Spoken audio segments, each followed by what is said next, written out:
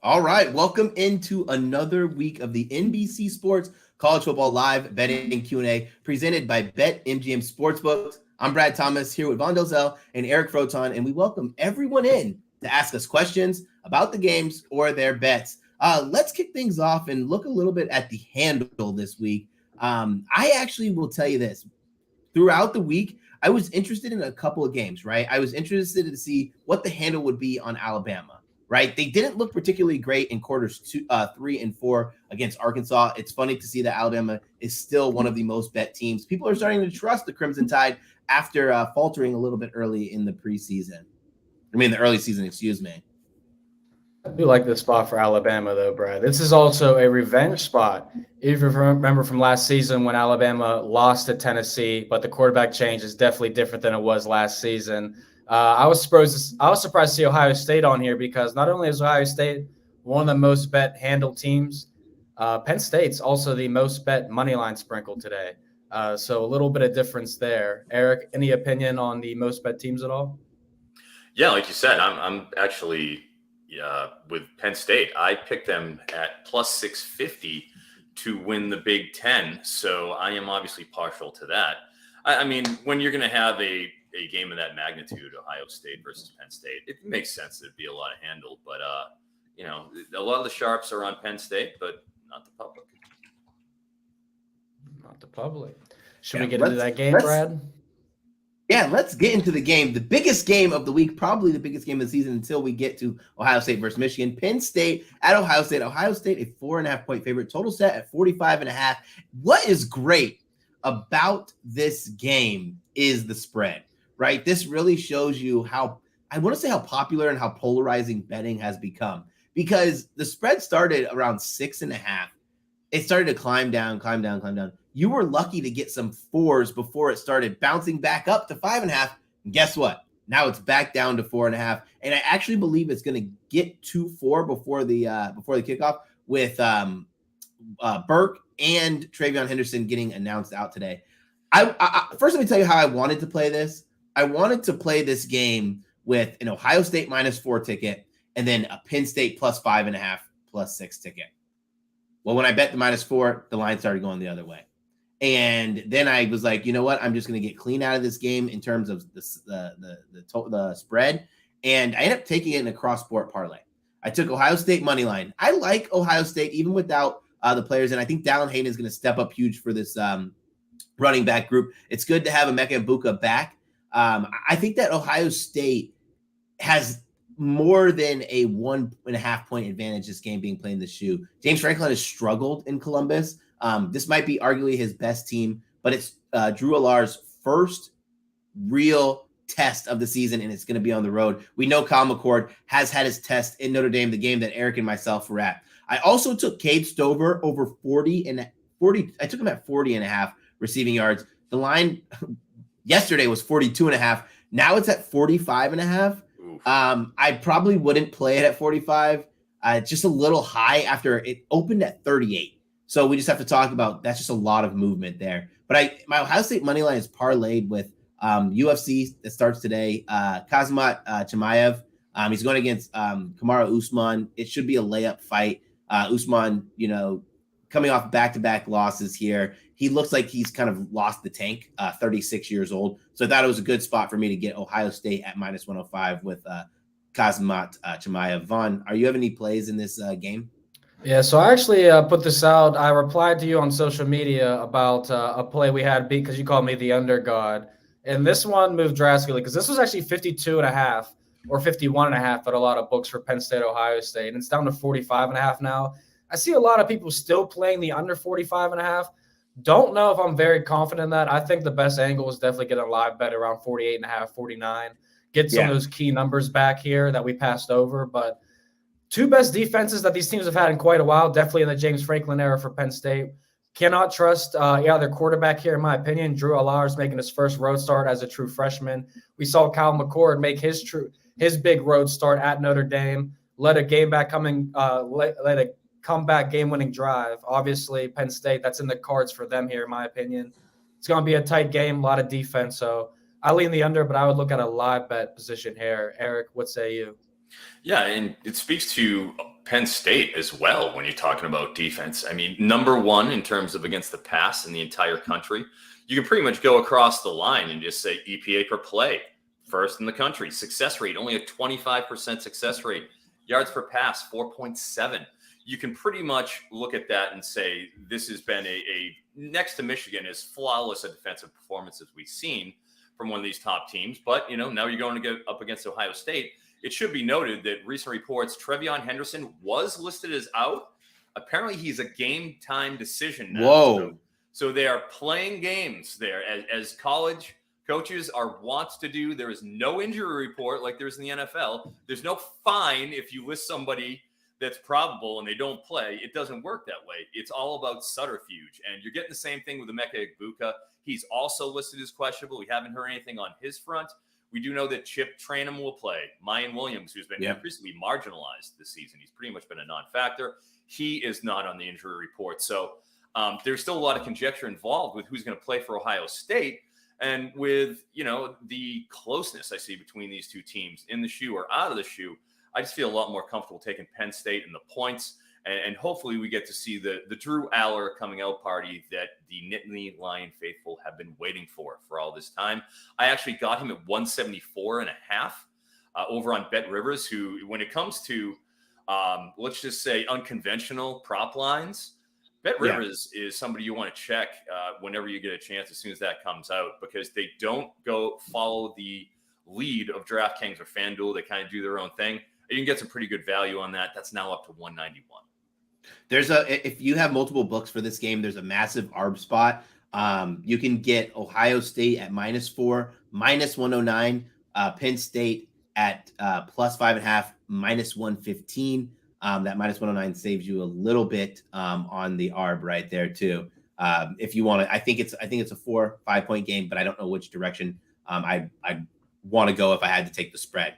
But let me give you this promo real quick. So after the show, dive into the NBC Sports YouTube library and check out the NBC show Octagon, Circles, and Squares, where Stephen D'Agostino interviews world champion Amit Alor, and we break down the UFC 294 card with our best bets. That's right. There's a UFC show that's going to be for every big card. Let's talk about the game that I'm most excited about. Number 17 at number 11, Alabama.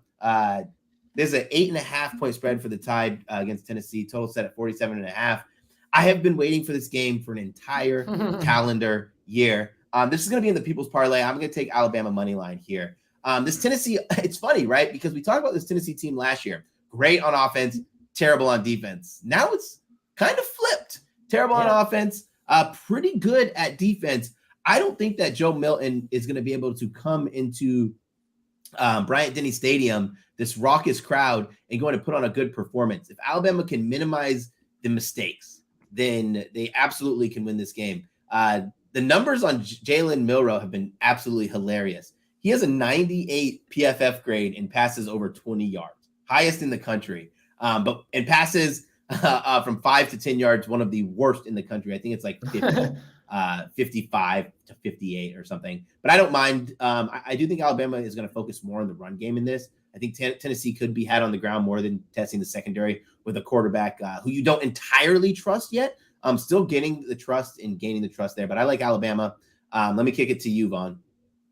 So, yeah, along those same lines, I do like Alabama in this game. They're in my money line parlays today, too. I took Tennessee team total under 19.5, good down to 17.5. Some books have already started transitioning down to 18.5 for this one. But as you mentioned, Joe Milton, can't trust him like we did with Hendon Hooker last year against Alabama.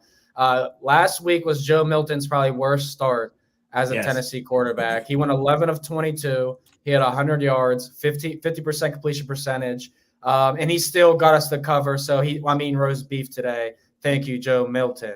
And thank you, Eric Froton. Yes, sir. But as I mentioned, Tennessee's last 9 trips to Alabama, they haven't scored more than 20 points in 8 of those 9 trips. So when I saw a 19.5 for Joe Milton coming off his worst start versus Alabama defense, playing some of their best ball right now, I certainly like that, fading the road team in the Vols here. So, and last thing I'll say, road game Tennessee played was at Florida.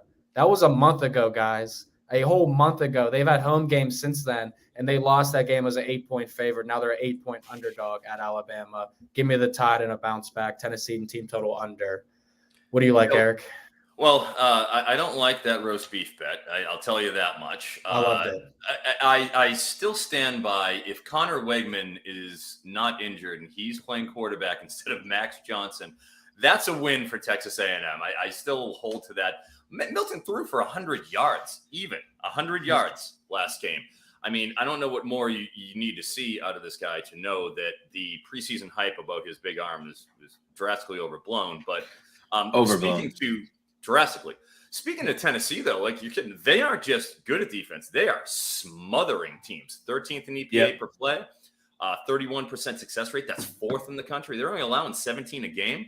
Like, that's almost a 2-touchdown difference. I think it's like 10 points from what they were allowing last game to Crease. So this is going to be a defensive affair because, as you alluded to with Alabama, when was the last time you saw an Alabama team that can't run the ball? They ranked 70th in rushing performance.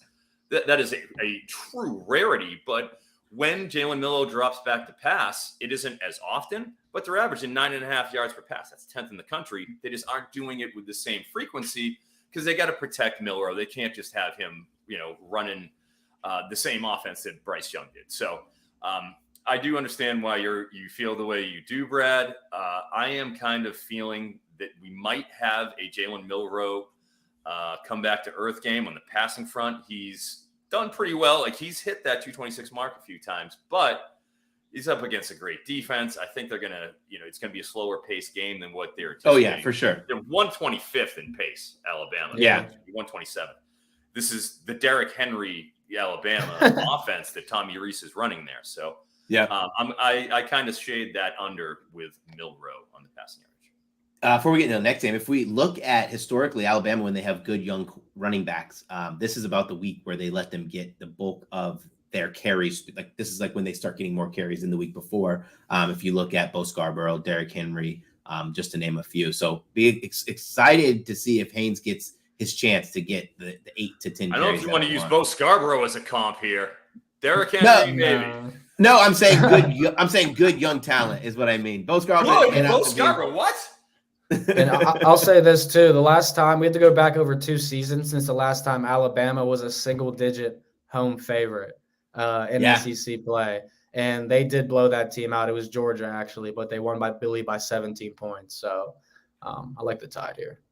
Let's move over to number 16, Duke. At number 4, Florida State. Florida State, a 14.5-point favorite. This line has been all over the place too because the news all about everyone wants to know what's Riley Leonard's MO here. What's going to happen? I'm going to actually kick this one over to, do you have a play in this, Vaughn? And then I will talk about what I'm thinking about doing.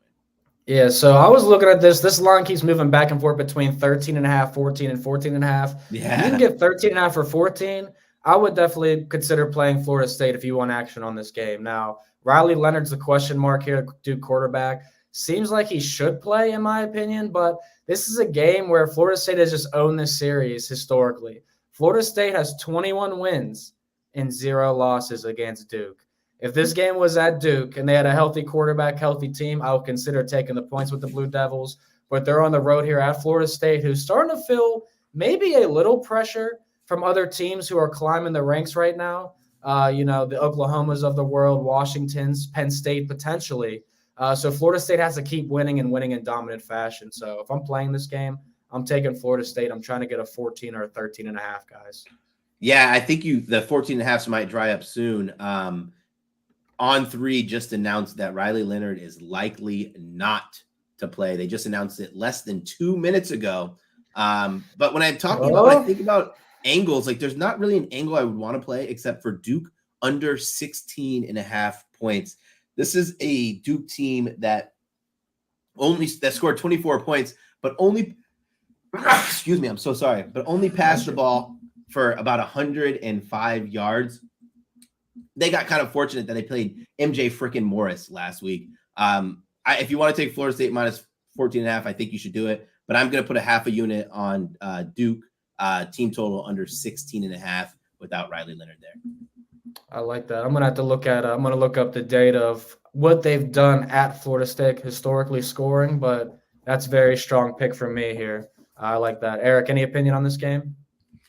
Yeah, I mean, I don't understand how you can back the Shakespearean Henry Bellin V, in considering what we're dealing with that vaunted Florida State defense that has been smothering just about everybody they've played. Like Jared Verse is going to be breathing down his neck. You're going to have a one-dimensional offense. It's not a spot where you can really back Duke, despite how much I sincerely respect Mike Elko and the job he's done there.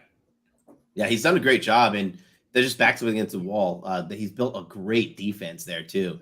So I think this is Florida State. It's been some time since Florida State's had a ranked game, prime time.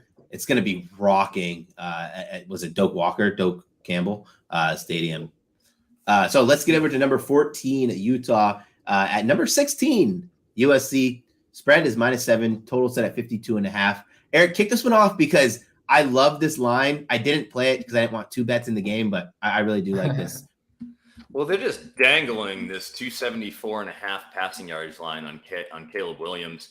Obviously, this is a reaction to what we saw at Notre Dame last week. It was the worst performance we've seen him have in his entire collegiate career, including when he stepped into the Red River game as a freshman in relief of Spencer Rattler and took over. I mean, from that point forward, it's been a near flawless ride from him from at least a statistical perspective. But, 199 yards, 3 interceptions, 6 sacks.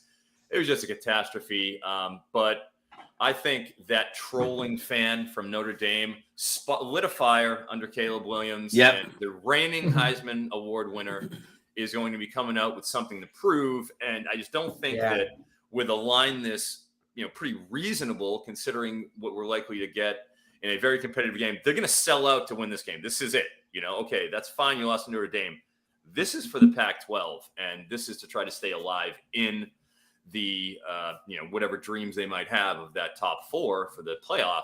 But I think that he's going to throw the kitchen sink, and 274.5 is a reasonable line to at least consider. I'm not banging it, but I think it's a play.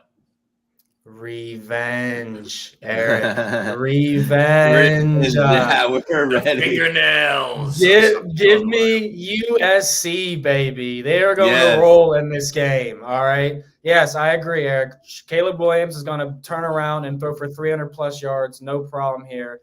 I think you look at regular season last year. USC's only lost to Utah. Cam Rising had a great game, 43-42. Look at the Pac-12 championship. Who does USC lose to? Utah. Not only one revenge, but double revenge on these boys after their worst showing of the season last week, and they lost, and everybody's counting them out now. Utah's defense does not travel on the road like it does at home. No, that offense it does not. Certainly does not travel like it does on the road. So at home. So, yeah, give me USC. They win by at least a touchdown. Shop around. It's 7 at some shops, 6.5 at others. I just dropped a. I will say that. I have a quick outline, too, to give you. Jaquindon Jackson, running back Utah, he is listed on DK 120+ rushing yards is +475. And that's important because you got 22 carries last game. Sione Vaki ended up getting 10 and just going wild, switching over from defense. But, Jaquindon Jackson is the one who got the bulk at 22 carries, with USC being legitimately one of the worst run defenses in the entire country. If he gets 20 carries, I think it's something where you have to explore that nearly 5-to-1 return on that investment. With Jaquindon Jackson, he's a guy who towards the end of last year really lit up USC when he had the opportunity to do so. So for sprinkle purposes, I think that's worth a look. Yeah, this is what I said. I just went ahead and I took USC money line and I parlayed it with the same guy, Kazmat Chimaev money line. It gets me -128. I'm gonna probably take -6.5 sitting around at DraftKings as well, just depending on how the Chimaev fight goes. If he wins that fight, I'm just gonna want to double down there. It's a revenge angle.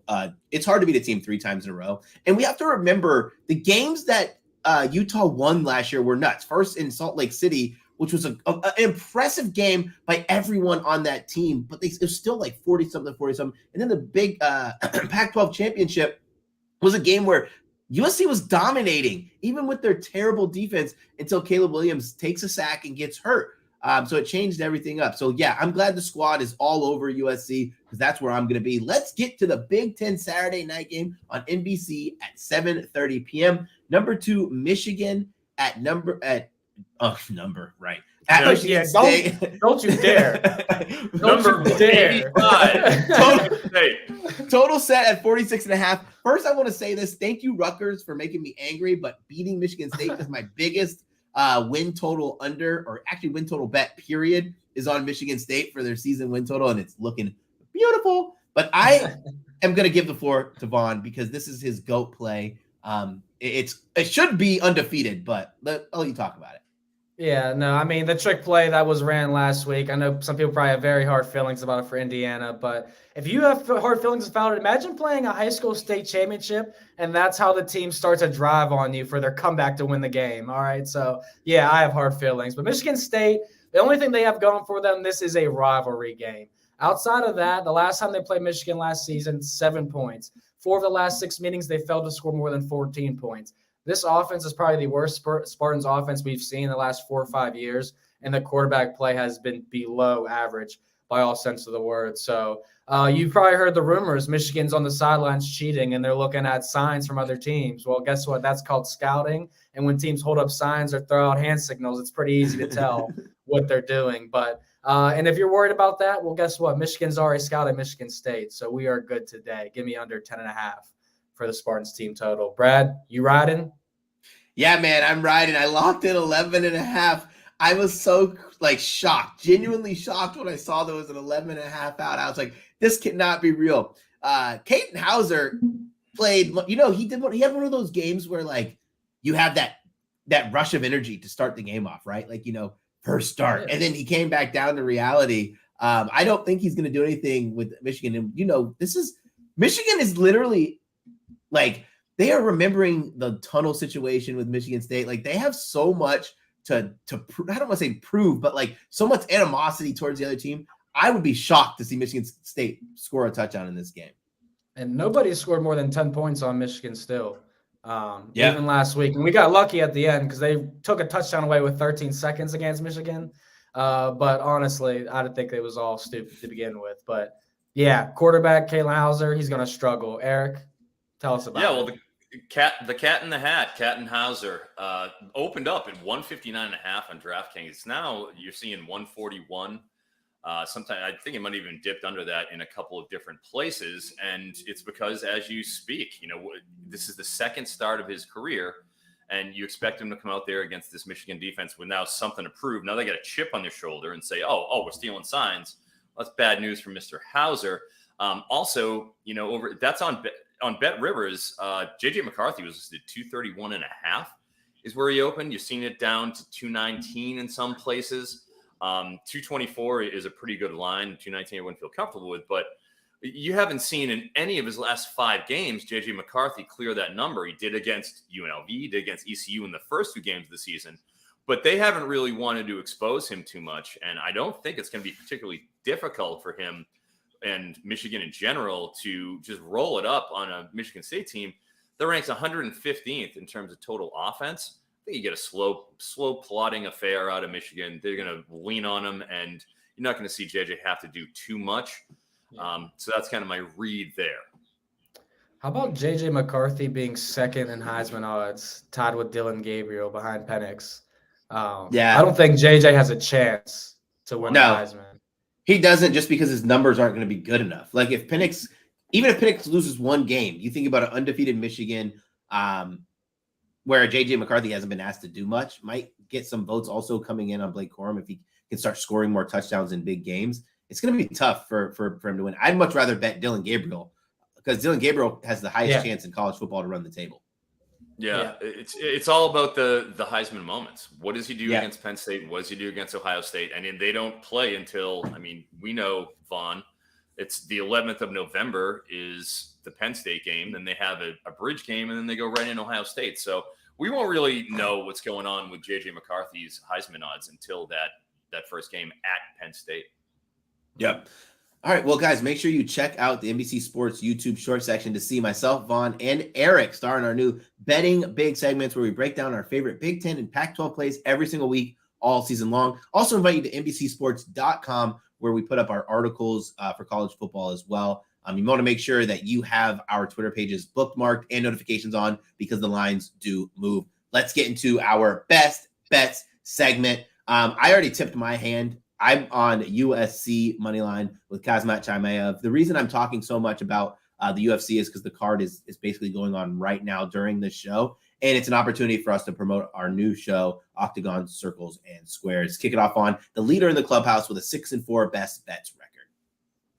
Yeah, that's me. Now, last week I got let down here, but Brad and Eric, you guys are nipping at my heels for the best bets, so I'm starting to get a little nervous, not going to lie, because I was talking smack. But if you were with me last week, you got Air Force versus Navy, probably under 38.5 or under 39.5 when I put it out on social media, when I told you to go play it. That's now 34.5. I won't count that towards the best bet record because I wouldn't be able to talk to it today anywhere near the same number. But Michigan State team total, still 10.5 at some shops, 9.5 at others. That's very playable. I'm good with both of these. It's going to be a very under-heavy day, so get ready for it. Eric, what's the play to put you at a half pick behind me and Brad for the clubhouse leader? Oh, well. Oh, I have a lot of pressure here then, don't I, Vaughn? I'm going with Cam Porter, running back for Northwestern. He's at 54.5 rushing yards. They're playing at Nebraska, and if there's anything about Nebraska, offensively, not so great, but defensively, their pace. They play at the third slowest pace, ripping off a play every 30 seconds. And then on the rushing side, they rank 34th in terms of team rushing performance. So we know what they want to do. We've seen it time in and time out. They want to slow the game down. And let me tell you, Northwestern is more than happy to go and deal with that, because they rank 108th in total offense, passing wise, 124th, rushing 103rd. This is not a particularly effective offense. It has obviously had the offseason turmoil, and they're running into a stout Nebraska run defense that wants to slow this game down. I just think Cam Porter is going to have a hard time doing this. This is kind of an overreaction line, in my opinion. Went for 18 and 78 yards against Howard last week, where they squeaked by Howard 23-20 Northwestern. You're going to go and put up a stinker against an FCS team. I can't trust you against a legitimately solid Big Ten run defense in Nebraska. Give me the under 54.5 yards. But I love that play. Do you think Northwestern gets smacked by Nebraska? Do you think they have a chance of winning, or do you like Nebraska to win that game? Well, it was kind of in flux for me, but then just recently, Ben Bryant was their sixth-year senior quarterback, was just ruled out. So Brendan Sullivan is starting. Brendan Sullivan is listed at 151. He just got put up over there on DraftKings. I put him on my card as well, and I'm advising an under. He was woeful last game in terms of what he was able to put up, like completely out of his element, did not belong. And I'm also going to go with Bryce Kurtz, 38.5 receiving yards under. I don't see this team clicking. I don't see this enough happening where they're going to be able to make mounts really much of an offensive, sort of assault on Nebraska. So I think that's kind of a 2 out of those 3, I think, are going to go under at the very least. And I'm just fading this team in general, where they have a completely unqualified signal caller behind the dish. Let me ask you, I couldn't find this line, and I swear I didn't know until I saw it this morning. Would you take Hardenberg, is that how you pronounce his name? The quarterback for Nebraska. Would you take him? I call him Double H. Yeah. Double H. Would you take over 55.5 rushing yards? 45.5, excuse me. I don't like to bet on Nebraska to do much of anything. I don't feel comfortable trusting them. I will only say that Brendan Sullivan only threw 18 passes last game against Howard in a 23-20 game. He was pretty bad. He has fumbling tendencies, and he the previous game, he's completing 46% of his. I just can't do it. I can't do it. Has a 44.8 offensive grade according to PFF. I do not see any way they're going to be able to move the ball effectively. That's just I can't back Northwestern here. We might end up having another roast beef bet today. Oh, What are you boy. taking? We'll get to that a little later. You want Brendan Give me Sullivan's like over? 10 I'm in. minutes. I'm in for Brendan No, Sullivan's over. no. I didn't say that. But give me 10, 15 minutes. So the viewers watching, I think we're going to have another roast beef bet. Creative. Well, I owe Vaughn a pizza for Notre Dame destroying. And I love Notre Dame so much. I literally love Notre Dame. I don't know why I didn't just bet on them against USC, but I owe you a pizza. Whatever. Let's get to the People's Parlay. Leg one, I took Alabama. If we win this People's Parlay too, we'll be back to even on the season. Go ahead with yours, Vaughn. Please, that's all I want. This is one of People's Parlay, honestly. But yeah, I got USC money line. I think they roll. Like we said, it's hard to beat a team twice, but beat them 3 times and now on their home field. Great revenge game for the Trojans. So give me them. Go ahead, Eric. Tell us yours. Yeah, I like the over in Missouri at South Carolina. Missouri's offensive coordinator, first year, Eli Drinkwitz brought him in. Kirby Moore, he was with Fresno State the previous 2 seasons and is a Kalen DeBoer disciple, who is obviously the head coach of the Washington Huskies, who I'll be watching in person on the sidelines later on this evening. That being said, I mean, the sea change we've seen in that Missouri offense has been palpable. Brady Cook, he's clearing 300 yards pretty much every single game, to the point where, as our watchers and listeners know, we have made some serious money off his alt lines. DraftKings has figured it out. No more Brady Cook alt lines for us to pass. No more. They waved the white flag on that. Great job, everybody, for making them feel that pain. But, with both of these teams, I like Mario Anderson. If you want to talk alt lines that you can take for this game, Mario Anderson, running back for South Carolina, his 90-yard alt line is currently listed at plus 390 at 90 yards, plus 255 at 80-plus yards. He's cleared 88 yards in each of his last 3 games. He's cleared 90 in each of his last 2. He's getting 22 carries per game over that span. He has asserted himself as the number 1 guy. And when it comes to Missouri, look, I'm not particularly worried about their defense. It's their offense that is what brings the boys to the yard. I am in on that 58.5 over. I think that's a smoking play. I started 0-3, as Vaughn pointed out astutely, on my People's and that lit a fire under you. And I am it did. 3-0 in my last fire under him. We're going 4-0. This is hitting. Take that over. I will say this too. Since you're talking about Brady Cook, if anybody follows me on Twitter, I did put out that middle there. But I'm going to add another play. Excellent middle. 282 and 302.5.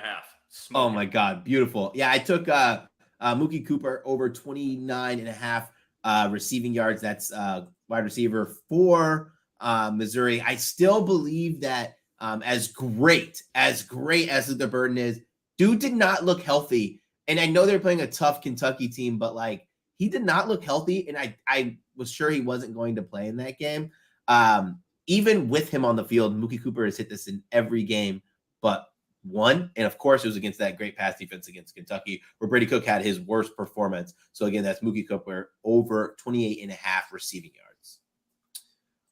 Let's see what's next on our docket. Up next, let's talk about our favorite bets of the week. Vaughn, Service Academy unders. I know you have a play in Air Force at Navy.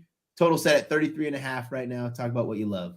That's right. We sent it out at 39.5, so we got tremendous value. Air Force's quarterback is banged up here near the spot. So how are you going to play it? Either a half unit on the under. Now, the under is 12-1-1 since 2018. That is right. 12 wins, 1 push, and 1 loss in the last 14 times Server Cat has met, and 28-2-1 in the last 31 meetings. So the unders are just what you play every single time as soon as they open. But I do think Navy has an opportunity to win this game just because of the rivalry aspect. They're the home team, and now Air Force's quarterback's banged up.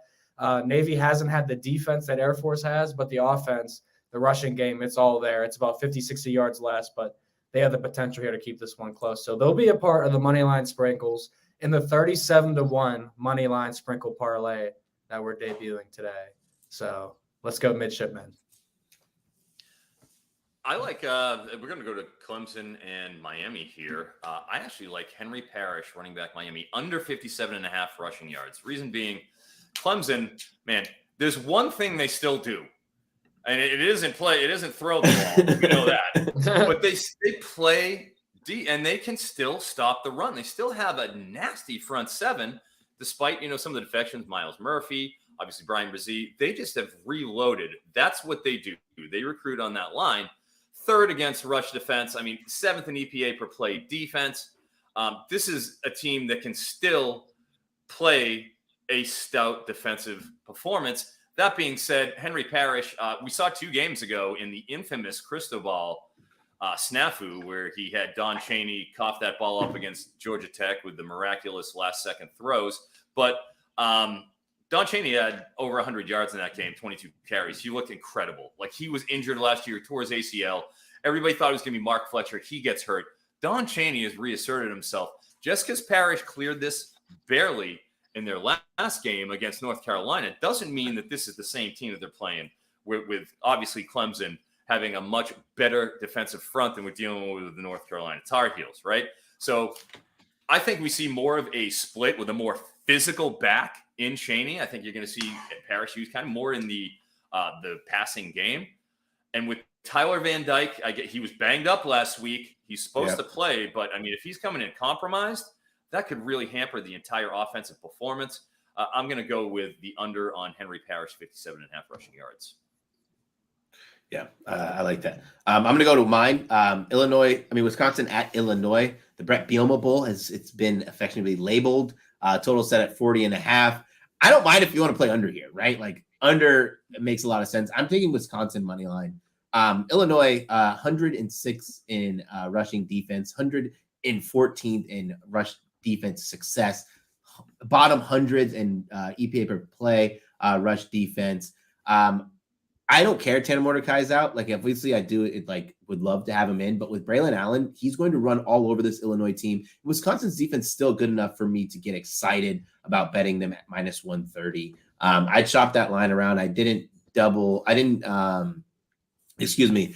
not shop that line personally. I just bet what I had the availability to bet when it opened because I wanted to get the best line possible there. So make sure you shop your lines as always. Let's get to the next game. Minnesota at Iowa. Iowa is a 3.5 point favorite. Total set at 30.5. V Money Sports, kick us off, baby. Oh, you know what I'm doing, guys. And it's going to be the ugliest bet of the week, but it's the lowest total of the season. And if you guys remember, twice last year, we actually had the lowest totals of the season for Iowa set at 32 or less. And guess what happened? They both went under. We are going under 31.5 is what I put it out on social media. I did play 32.5, 32, and 31 on all the books I have available. So obviously I like this under a lot. But when you just break it down, I mean, we talked smack on Iowa almost every week offensively. But when they played Minnesota last year, it was a 13-10 game. Iowa now ranks last place in third down offensive percentage in the country at 26% with the worst passing efficiency. Minnesota, not that far ahead of them. So by all means, we are going under in Iowa versus Minnesota. And honestly, gentlemen, tell me if you believe this is crazy or not. Excuse me. But I think Minnesota could win this game. It would be the most Hawkeye thing ever to beat Wisconsin and score 1 touchdown and make, 4 field goals, and next week go around and lose at home to Minnesota. Agree or disagree? I agree. I agree. It would be a total Iowa thing. It reminds me of when Iowa needed to win their last game of the season last year as a 7-point favorite to hit their win total. That was plus money, by the way, and they lost the game outright. It's what they do. I wouldn't be surprised here. But where we going, Eric? I will say this. We obviously, I think it's obligatory we talk about Deacon Hill just because he is. Oh my God. The hefty righty himself. Listed at 150 last week. He's at 100, 99.5. 99.5. You don't see QBs under 100 yards. So that is just, breaking new ground in all respects. Wow. That being said, again, I'll reference Bet Rivers. They had him at minus 149.5 at minus 500 over there on Bet Rivers. I actually paired him up with, I parlayed him. And got that actually into 2-to-1 money because I was just so excited about the opportunity to get that 150.5. So you never know. Like I said, creative stuff going on there at Bet Rivers. I will move on to my game. Rutgers minus 6 points at Indiana with an over-under of 39.5 points. Feel the excitement. I got a few of these here.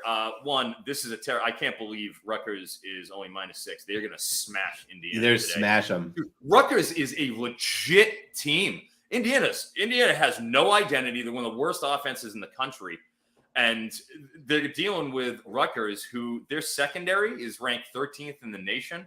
All right. I already put it out on social. DeQuise Carter, 25.5 receiving yards. I all about that under. He's a slot receiver that dropped passes in 3 of his last 4 games, has a 33% drop rate. I mean, you can't have that as a slot receiver. You're getting those short little over the middle drags. You can't drop those. One thing if you're doing it downfield. You can't do it on a 5-8 odd. So I already put that out. Kyle Monangai, running back, Rutgers. Dude, this guy is an absolute beast. He's 225, and he crushes opponents. Like, you don't want to tackle him once the second half hits.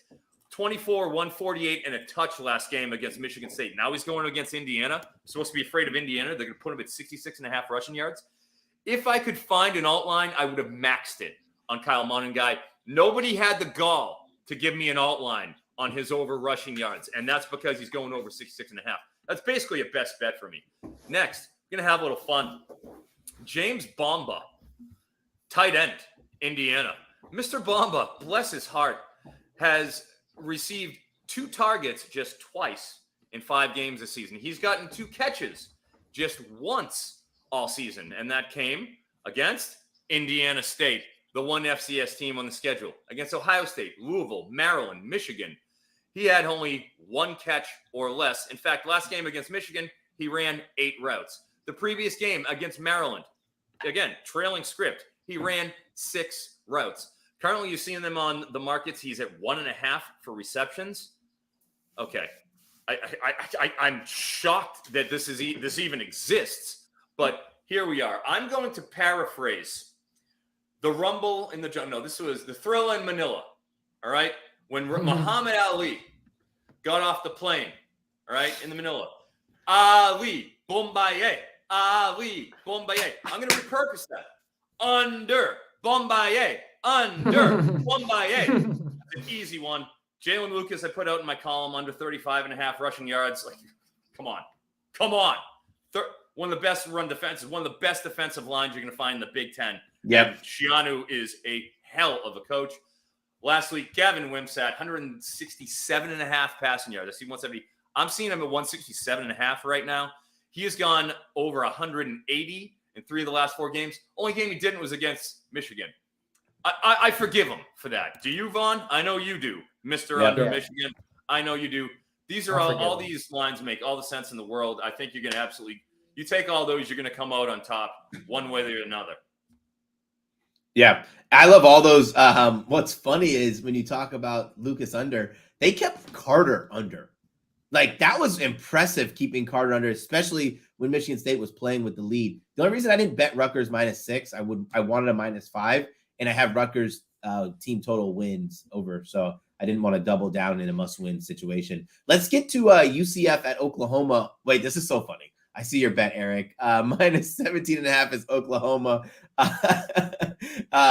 The total is over 67.5. I was struggling to find pass attempts because I wanted to take John Reese Plumlee pass attempts over, but I like yours too. Go ahead and kick it off.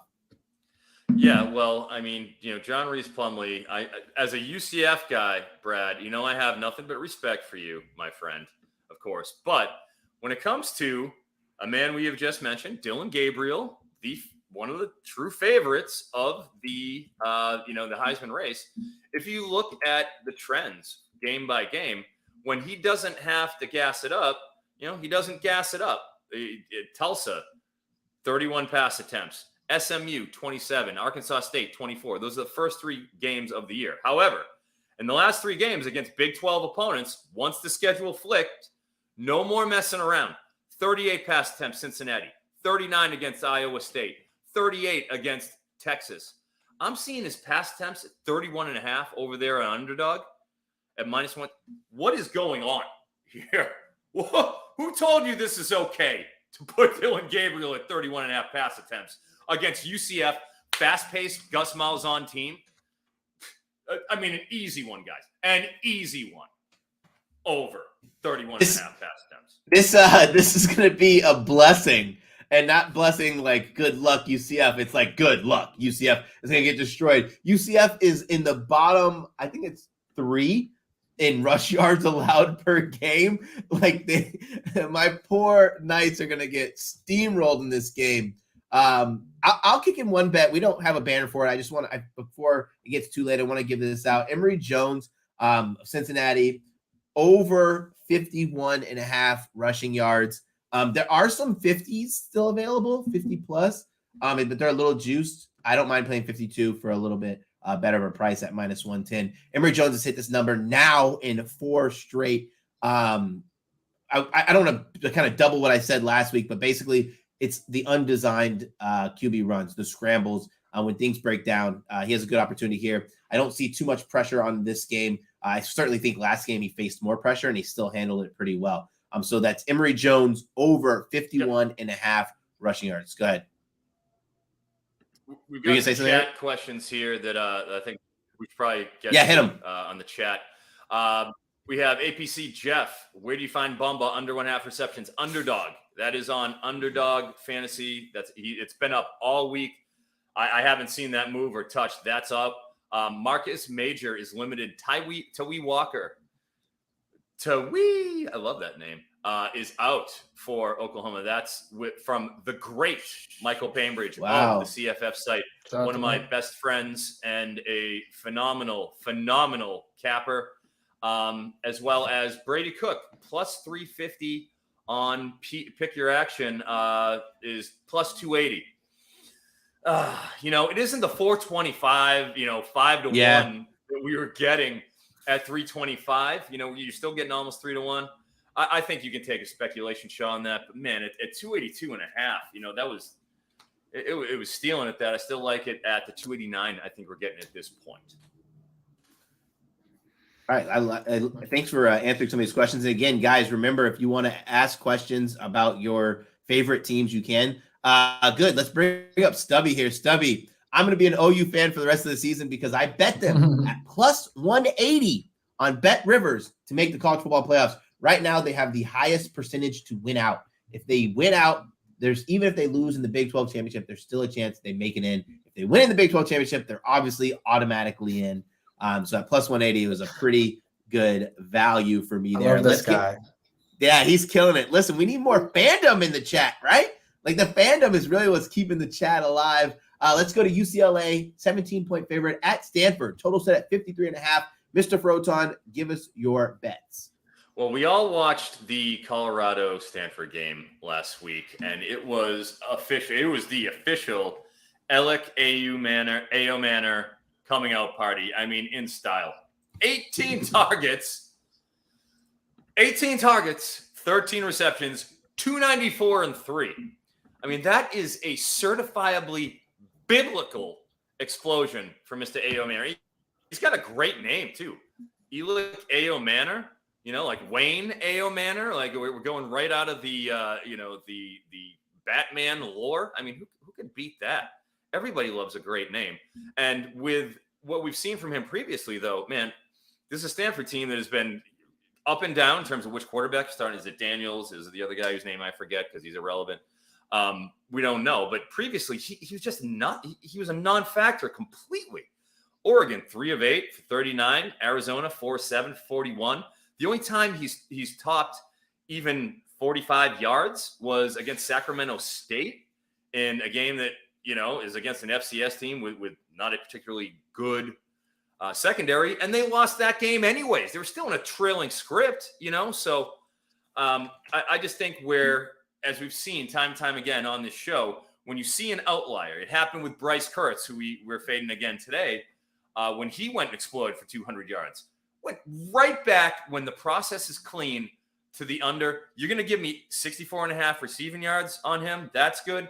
But I think even better is the 5 receptions. He's got to get 6 receptions to beat you. They're playing UCLA, which, hey, it's almost bizarro land with some of these teams. It's bizarro Alabama. It's bizarro Tennessee. And it's bizarro UCLA. This is a team that relies on their defense and running the ball as they break in a new QB. I think they're just going to feast on Stanford, and it's going to be a sea change in terms of what we saw last week against a battered and listless, just a borderline incompetent Colorado defense, as opposed to UCLA, who's a top 15 unit. I think you got to do the fade on the other side of AO Manor. Let's get into money line sprinkles and ladder plays. First, let's talk about the most bet underdogs to win the outright. This is tickets. Penn State at plus 160, Tennessee at plus 260, and Michigan State plus 100. Michigan State wins outright. Please at least just win outright 10-0, because I will lose probably 3-4 bets if they lose to Michigan State. I will lose my Michigan to make the college football playoffs. I'll lose Michigan team total win over, and I will lose Michigan State team total win under, and Michigan State team total under. Like, that's a lot of action that I would lose right there. There is a lot of action. I will probably go. No, I can't say what I would do on the internet.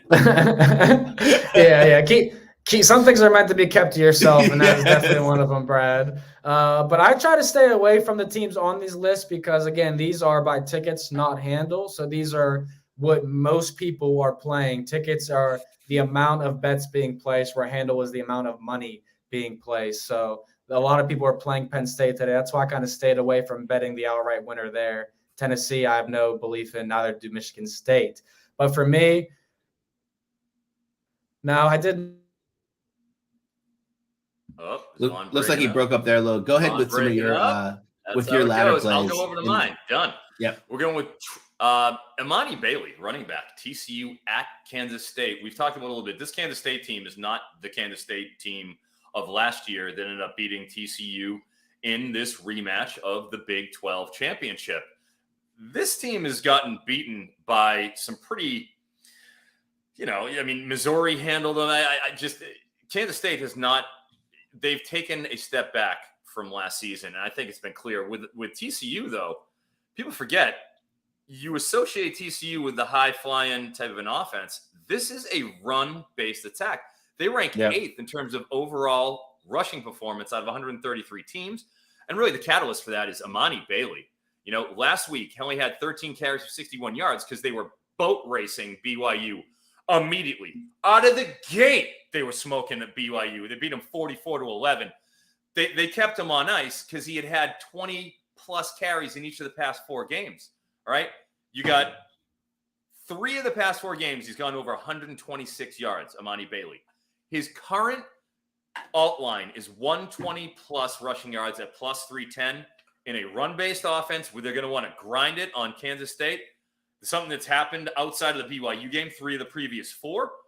I just think you can't be giving me 3-1 odds on that. I love that for an alt line. We mentioned Mario Anderson already. Did. I will go to I'm going to save one particular play for my when I'm on the field today at Washington at Arizona State. So you're going to have to wait for my favorite. This is my favorite alt line play. I'm going to save it for right before game time of Arizona State and Washington. So get ready for that. I'll sit tight and give you guys a little teaser for that. Quick, Eric, just answer this question if you have any props in the Arkansas Mississippi State game. I lean Arkansas minus 6.5, but it's hard to bet that much on a bad team.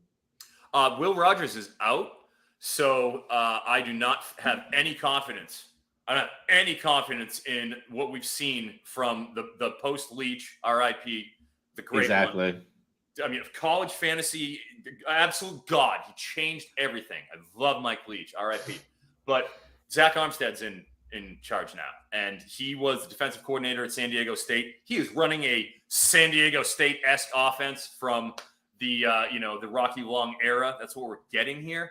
I do not feel confident with Will Rogers out, having an untested QB and Mike Wright, who he can't really throw a forward pass effectively.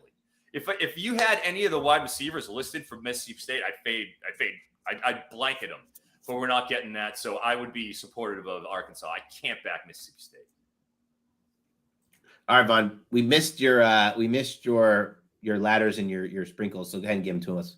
All that hype just for my Wi-Fi to go out. No regard for the show here. I talked about Navy. Okay, Navy has an opportunity today in a rivalry game without the quarterback for Air Force being banged up.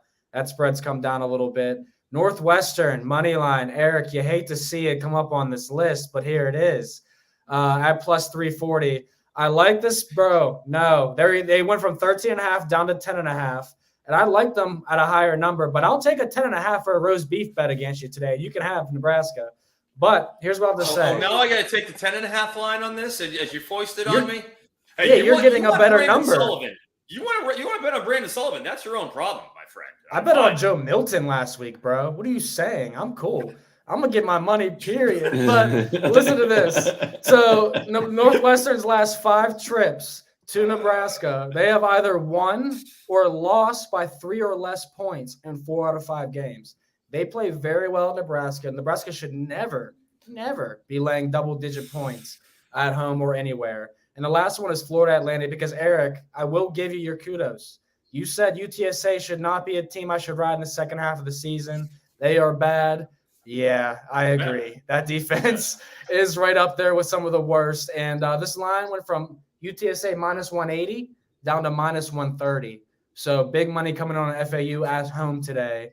I'll take these 3 money line sprinkles plus 37.72, $10 to win 377 today, boys. If you hit these money line sprinkles, you should go and play the lottery because that's a great payout. Not saying that it's lucky. I'm just saying that when you get 3, it's possible, or two of them are plus 290 or better. Like that's really nice.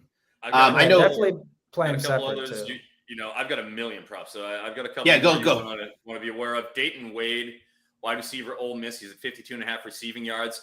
From what I'm hearing on the inside scuttlebutt, Jordan Watkins will not be playing. If he does, maybe he does. But with Jordan Watkins out, Trey Harris coming back after being banged up, Dayton Wade has been the one consistent in that lineup for Ole Miss. At Auburn, another team that, like, offensively, Auburn can't do anything right. I don't feel comfortable in being able to hang with Ole Miss. Give me that Dayton Wade. Why not at 52.5? We're going to go with Jerand Bradley, Texas Tech at BYU. We talked about BYU, how they're legitimately helpless on the ground. I think you're going to see a lot of Taj Brooks. You've got a backup. Baron Morton is questionable. Jake Strong came in and played. He had a 1-to-3 ratio, 3 interceptions, 1-to-4 in terms of a big-time throw to turnover-worthy play rate. He threw for a bunch of yards, but he came in a script where they were already down to Kansas State and had to throw. Baron Morton might not play. I just think there's a lot of conjecture. Jerand Bradley has not been getting the targets. They've been kind of focusing on the slot receivers in Will Kitley's offense. So I would like those two. And also throw 48.5 receiving yards. Jordan Whittington, Texas. I like the under. He cleared it last week when Jatavian Sanders was a little banged up, or excuse me, two weeks ago, because that was the last game against Texas. Jatavian Sanders is back. I think Jordan Whittington goes back to being a tertiary option, if not, I don't know what the fourth option, and what would that be? Quadriary? I don't know. Making up words. I like his under 48.5 receiving yards against Houston, where they should be smoking them and just running the ball all over that pathetic Houston defensive front. You took. You have anything else that you want to kind of add before we have 2 minutes left? If you have any more plays, Eric. All right, the Italian stallion, Thomas Fedone, Thomas Fedone for Nebraska, 24.5 receiving yards. He's been smoking that line, frankly. And as we talked about, you got Double H. I hope his middle name is like Henry, so I can give him the old Triple H, a wrestling reference there. But Fedone has proven to be, I think he's the best weapon on that team, and he's used as that safety valve. 3 catches for 3 out of 6 last game against Illinois, in a game they won, so they were a positive script. 42 yards there. Had 31 against Michigan. Had 29 against Louisiana Tech. Had 42 against Northern Illinois. Those are the past 4 games that he's played for Nebraska, and you're going to put him at 24.5 against a Northwestern team that I simply do not believe in.